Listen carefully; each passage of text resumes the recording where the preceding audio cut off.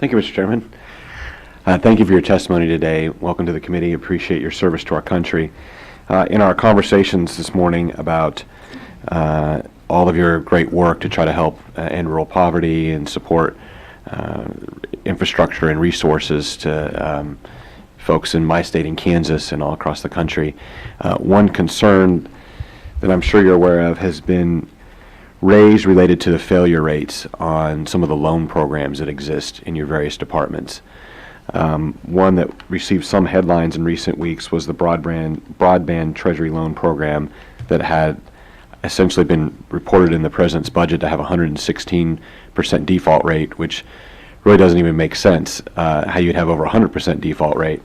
But I understand the default rate is still pretty high, and I understand there are some other programs that have high default rates. And I guess I'd like to know, on that program, for example, what % of these loans are in default? How much in taxpayer dollars do we end up losing because of those defaults in that program, for example? And if there are other programs that you have concerns about that have a high default rate, and what we're doing to make smarter loans or insure up those liabilities. I'll note that many banks have just a 2-3% default rate, and so when we're talking 20-30% in some of these programs, it's very concerning to me and taxpayers, because we want to make sure when we're spending money and we're good stewards of our taxpayer dollars here in this committee, we're getting the most bang for our buck and we're not losing the hard-earned tax dollars of the American people. Thank you. Thank you, Congressman, and we share the goal of running a strong rural development portfolio. My opening remarks says to this committee, but also to my staff, have been that I believe we should be striving to be the best rural development finance organization in the country. And so we take seriously the need to steward taxpayer dollars and to continue, frankly, low default and write-off rates, which we have. The reported 116% default rate in our broadband was an error. That is an error number, and I'm happy to give your staff more of the detail on how that error came around. But I want to say, before asking Administrator Schneider to say a little bit more about our broadband program, I want to say particularly that this is such a strong program. It's administered extremely well, providing broadband services in places that the private sector by itself has not been able to get to. I was in McKee, Kentucky, and not only did I see fiber optic cable laid in an absolutely difficult part of the country for private folks to reach, but I really saw why we're there. And the chairman of the People's Telecommunications Institution said such a powerful thing. He said, it's not just about broadband, it's about our children. Because by putting this broadband in place in areas like McKee, Kentucky, we're giving jobs a chance to come here, and we're giving our children a chance to stay. Everybody who has a teenager knows, if we can't get on the internet with real service, we won't, we can't even do our distance learning. So I am very pleased with this program. And a better explanation of where we think the risk is in these programs is our subsidy rate, which is about 20%. But even then, I think we've had tremendous success already. This is a well-stewarded program in broadband. And since you've asked about it, I do want to allow Acting Administrator Schneider to say a few more words about our broadband. Thank you, Congressman. As the Undersecretary stated, we're committed to meeting the needs of this critical 21st century infrastructure, deploying high-speed broadband internet. I think single-handedly it's the biggest game changer for rural America that addresses so many of the issues that we're all concerned about.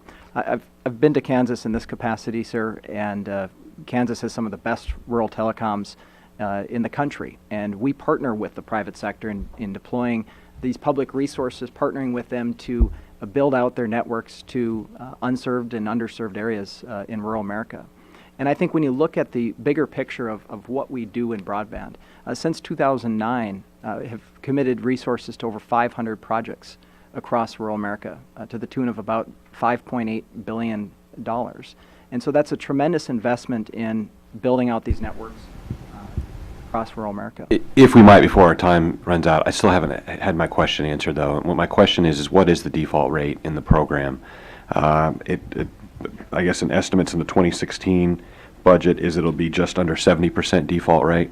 Why is there such a high default rate, whether it's 116% or 70%? What's causing this? And I just want to know what we can do to Yeah. fix it to ensure we're being better stewards of the taxpayer Congressman, dollars. I certainly get the value of the program. What I'm concerned about is why so many of these loans are going into default. And I'd like to know what cost of that is that to taxpayers. And then could you tell us what other programs have higher than normal default rates and what we're doing to fix that problem specifically? The specific answer to the default question is more detailed. I do not think that's accurate, and I would like to be able to give your staff a deeper briefing. When you mix late payments and write-offs together, you get a higher number. So let me come back to you with more, but I do not believe that's accurate, and I do not believe we're going to cost the taxpayer at extreme levels at all. I think this is very well run. Of the 500 projects, we haven't written off any of those. So let us come back to you with that. Other programs with high defaults, again, I don't think of any of our programs as having high defaults. I guess it's a question of whether a 70% default rate, if that's the accurate number, is a high default rate. I would think most people would say it would be. We're talking about billions of taxpayer dollars, and I think talking about how the program is a good program really, I think, takes us off the subject of what we're concerned about in this committee, which is making sure that we're spending our dollars wisely.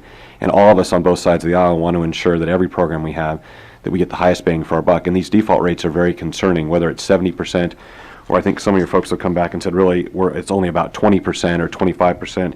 There's a program that has rural apartment complexes that that they're only going to recover 40 cents on every dollar loaned. I think when you come before the committee, we need to know to what extent these are occurring. Are these numbers all accurate? That's in the president's budget. What is this costing taxpayers? And we need to know what I think folks are doing in your department to ensure that we're shoring these up. Why is this happening? How can we fix it? It's fair, and I will come back to you. Those aren't correct numbers. We've mixed late payments and defaults. But these and I numbers will come back. from your department. Well, those are the numbers that were reported in the press. In the president's budget from your department. And I have said they're in error. Okay. Thank you. Thank you, Mr. Chairman. Yep.